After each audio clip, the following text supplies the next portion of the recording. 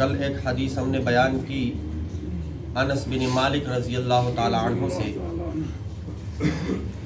کہ ہمیں منع کیا گیا کہ ہم سوال کریں، سوال کرنے سے ہمیں، اور ایک اور جگہ پر ہے شفاء العی السوال کہ سوال کرنا چاہیے۔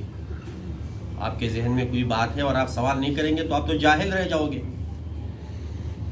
تو اس کا کیا مطلب کہ ایک جگہ پر ہے کہ سوال کیا کرے، اور اس حدیث میں ہم نے پڑھا کہ سوال سے ہمیں روک دیا گیا۔ تو اس میں جو انس بن مالک رضی اللہ تعالیٰ عنہ سے جو حدیث مروی ہے، اس میں اشارہ ہے قرآن مجید کے اس آیت کی طرف، یا ایھا الذین آمنوا لا تسألوا عن اشیاء ان تبد لکم تسؤکم۔ اے ایمان والو، تم ایسی چیزوں کے بارے میں مت پوچھا کرے، اگر تمہیں بتا دیے جائیں گے تمہیں برا لگے گا۔ ایک بندہ آتا ہے، ہم پوچھتے اچھا آپ نے یہ والے کلر کپڑے کیوں پہنے، آپ نے چپل پہنی، آپ بوٹ کیوں نہیں پہنتے، سر پہ ٹوپی نہیں رکھی، یا سر پہ ٹوپی کیوں رکھی،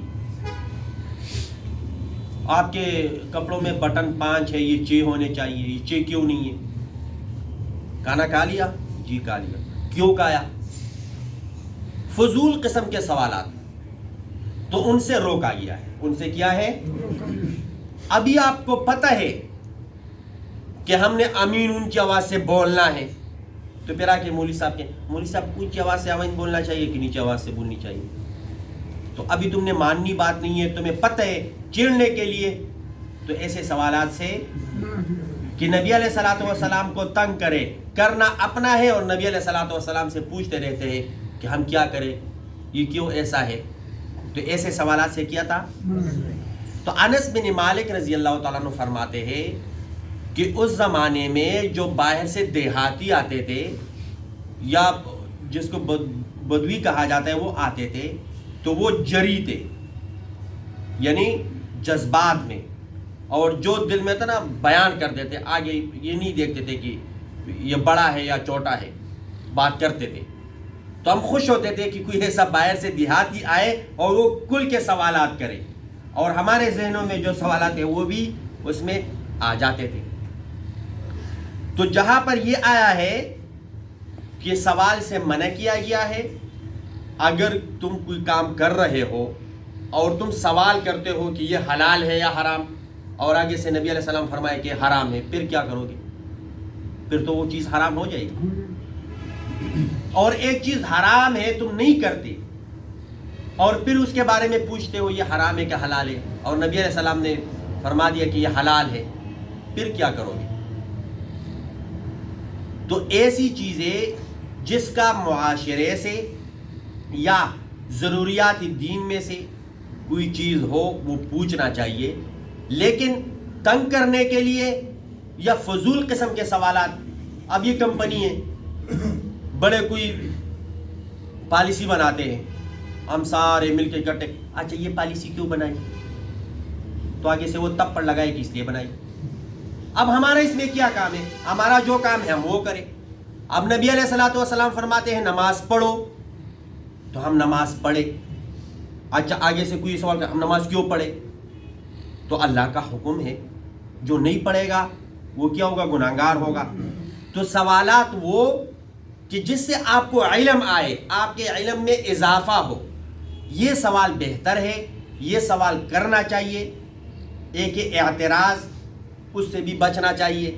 اگر اعتراض آپ اس لیے کر رہے ہو کہ آپ کو کوئی مشکل پیش آ رہی ہے، تو پھر وہ اعتراض بھی اچھا ہوتا ہے، لیکن جھگڑے کے لیے، جنگ کے لیے، اختلاف کے لیے پوچھتا رہتا ہے بندہ، تو ایسے سوالات سے شریعت میں کیا ہے؟ منع فرمایا گیا ہے۔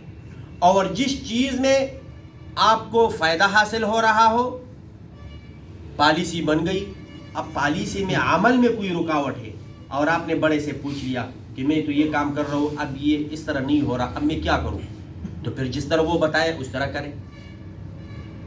تو اسی طرح قرآنی احکام وہ ایک پالیسی ہے، اس پہ ہمیں اعتراض ہو، ہاں اگر اس عمل میں ہمیں کوئی مشکل پیش آ رہا ہے، مثلا ہم بیمار ہیں، تو بیماری کس لیول کی ہو تو پھر ہم کھڑے ہو نہیں بیٹھ کر نماز پڑھے، اور پھر کس لیول کے ہو کہ ہم بیٹھ کر بھی نہیں پڑھ سکتے تو پھر اشارے سے پڑھے.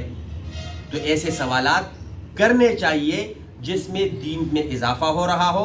آپ کو قرآن مجید کا کوئی لفظ ہے جس کا ترجمہ آپ کو نہیں آ رہا، یا کوئی آپ کاروبار کر رہے ہو، آپ کو نہیں پتا کہ یہ کاروبار جو میں کر رہا ہوں یہ حلال ہے یا حرام ہے، یا آپ رشتہ کر رہے ہو اور آپ شک میں ہو کہ یہ اس لڑکے کا نکاح جائز ہے یا ناجائز ہے، کوئی رشتہ دار ہے، تو پھر وہ پوچھنا ضروری ہے، لازم ہے. ایسا نہ ہو رشتہ ایسے ہو جائے کہ اس لڑکی کا لڑکے سے نکاح ناجائز ہو اور اس کا رشتہ ہم کرا بیٹھے.